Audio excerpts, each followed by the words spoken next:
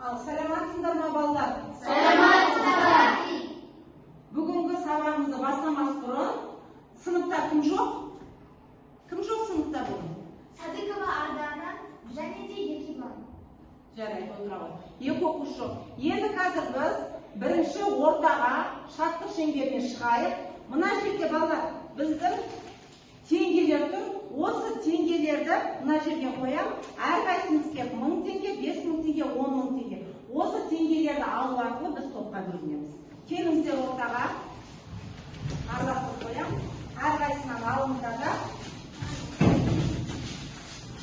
Бірінші топқа 5000 теңге алғанда, екінші топқа 10000 теңге алғанда, үшінші топқа отыра қаламыз. Бұдан Ал балалар, 1000 теңгені алған оқушылар гастрофет, 5000 теңгені алғандар онагр, 10000 теңгені алғандар Рим Саршаяны болып топқа бөлінді.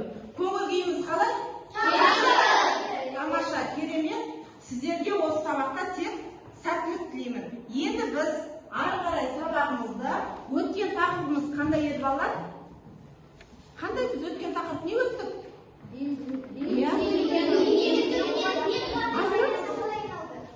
Міне балалар, тақтада тұр, Рим ежелгі дүниенің ең қуатты империясына қалай айналды. Бұл біз сабағымыз 2 сағатқа болғандықтан, осының бір сабағынан сіздерге пошта әдісі арқылы әр топқа хат келеді. Осы хаттың ішінде үй тапсырмасы бар, топпен орындаймыз. Хатты ашамыз. Бірінші топ сіздердікі. Бірінші топтың хаты. Ортаға қоямыз да ішін ашып сұраққа жауап береміз. Екінші топтың хаты. Үшінші топтың хаты. Ішін ашып, тапсырмаларымызды ашып, дайындаламыз. Топқа дайынбыз ба үй тапсырмасы бойынша бірінші топтан жауап береміз. Ақзерем айта қой. Ежелгі Римнің тарихы Сұрақ мынандай. Мәңгі? Гастрофет мәңгі қала туралы сипаттап беріңіз. Бұл гастрофет топқа берілген. Мәңгі қала. Ежелгі Римнің тарихы дүниежүзі тарихындағы маңызды кезеңдердің бірі болып саналады. Римнің негізі біздің заманға дейінгі 753 жылдары қаланды. Қаладағы ежелгі ғимараттардың қалдықтары қазіргі күнге дейін сақталған. Бірегей ескерткіштердің бірі Колизей. Колизей бұл Рим амфитеатры. Амфитеатр сөзі ойын-сауыққа арналған орын деген мағынаны білдіреді. Тамаша. Қалай жауап берді балалар? Бүгінгі біздің сабақтағы мақсатымыз ежелгі заман тарихындағы мемлекеттік қатынастарды түсіндіру үшін империя ұғымын білу. Екінші, ежелгі мемлекеттердің саяси құрылымының ерекшелігін анықтау, басқыншылық, соғыстар мен империяның пайда болуы мемлекеттердің шекарасын қалай өзгертті. Біз алдыңғы сабақта айттық, империяның әсері қандай болған? Олар мықты болғандықтан не істеді?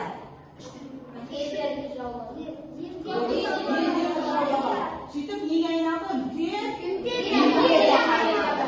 Енді екінші сабағында келесі тақырыбымызды ашамыз. Осы жерде бұлардың жаулаушылық соғыстары өте көп болған, бірінші гастрофетке пир жеңісі туралы сіздер топтастырасыздар. Екінші сіздерге Пуни соғыстарын топтастырамыз.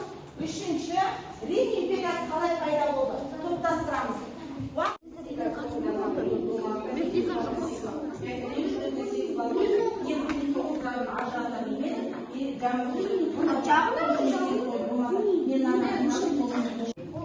Ал балалар, уақытымыз аяқталды. Енді тапсырманы жауап береміз. Біздің заманға дейін 246 жылдары, біздің заманымызға дейін 146 жылдары Рим мен Карфаген соғысқан. Рим мен Карфаген соғысқандықтан Карфагеннің тұрғындарын римдер пундар деп айтқан. Пундар деп атаған, Пундар деп атаған. Дұрыс. Негізінде пун 3 соғыс бар. Үш пуни соғысы бар. Оның нәтижесінде Карфаген жеңіліп, Македония, Грекия, Испанияны жаулап алды. Рим күшейді. Отыра ғой. Дұрыс па балалар, 3 пуни соғысы болды ма? 3 пуни соғысы Нұрдәулет, не келді сендерге? Рим империясы. Рим империясы бізден 59 жылы Римнің консулы болып тағайындалды. Ол Галия мен Британияны жаулап алып, Римнің даңқын асқақтатты. Римнің екінші консулы Помпей болды. Кім?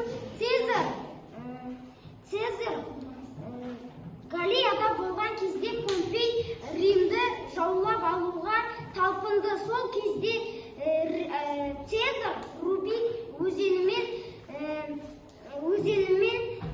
арқылы келіп, оны өзінің туған Египет жеріне қууға мәжбүр қылды. Жақсы, жарайсың. Отыра ғой. Міне балалар, Рим империясы 10 соғысы топтастыру тапсырмамыз. Айтамыз ба? Иә. Айта ғой. Пир жеңісі. Римдіктер өмірінде бірінші рет әскери пілдерді көрді. Олар піл әскерлері мен соғысуды тактикасын білмеді. Римдіктер пир бастаған грек әскерлерімен шайқасты. Тамаша, бұл не болды?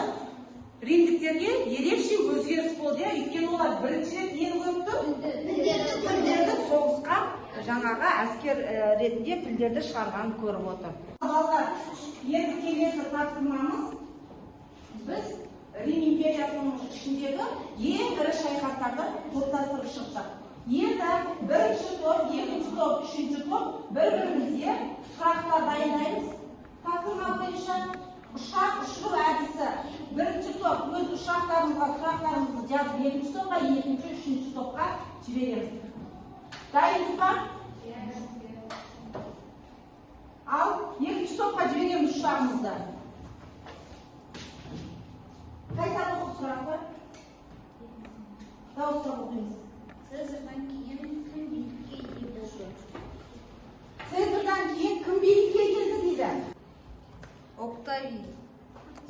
Ал балалар, ұшағымызға жазған сұрақтарымыз дайын ба? Иә. Ұшағымызға ұшырамыз. Ал ұшақтарымызды ұшырамыз. Құлай айтыптар. Кеттік. Ал балалар, ұшақпен келген сұрақтарымызға жауап береміз. Екінші топ. Рим күшейіп қай елдерді жаулап алды? Рим күшейіп Македония, Грекия, Испанияны жаулап алды. Жақсы. Келесі топтан бар ма? Ұшағымызға жауап береміз. Алинұр, қатты шығар даусында. Цезарьдан кейін кім билікке ие болды? Цезарьдан кейін Октавиан билікке ие болды. Сұрағымызды қорытындылау мақсатында еркін микрофонмен топтар бір-біріне қорытынды сұрақтар қоямыз. Ал кім дайын? Айла, келе ғой. Қай топқа қоямыз сұрағымызды? Бірінші топқа қоямыз. Рим әскері неліктен пир әскерінен жеңілді деп ойлайсыз? Себебі олардың әскерлері көп болды. Тағы? Әскері көп болды. Тағы қандай болды? Тағы да олардың жануарлары білдері болған. Мен Ақжиренің жауабына қанағаттанбаймын. Жарайды, жақсы. Отыра ғой. Келесі. Отыра ғой Айла. Келесі Бағдәулет. Микрофон беріңіздер Бағдәулетке. Бағдәулет, кімге қоямыз? Үшінші топқа. Цезарь Римнің даңқын қалай асқақтатты? Цезарь Римнің даңқын Галия мен Британияны жаулап алғаннан кейін асқақтатты. Жақсы. Жарайды, тамаша. Отыра ғой.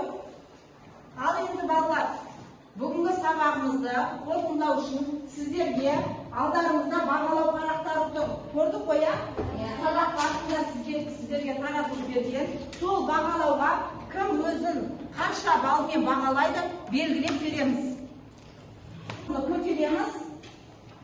Ең жоғарғы топта 9 балдар екен, 9 бал Айла.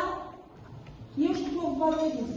Менің ойымша мен тақырыпты жақсы түсіндім. Римдіктердің неліктен мықты болғаны, олардың әскерлері туралы бәрін түсініп алдым. Тек менің сөйлегенім ол жаңа сөздер. Бағдәулет? Мен де бәрін түсіндім, бірақ та мен өзімнің жауабыма қателікпен өзім жауабымды. Жарайды. Өзіне өзі қанағаттанбай тұр, иә, бүгінгі өткен сабағымызда. Енді балалар, кері байланыс жазыңыздар алдағызға берілген стикерде.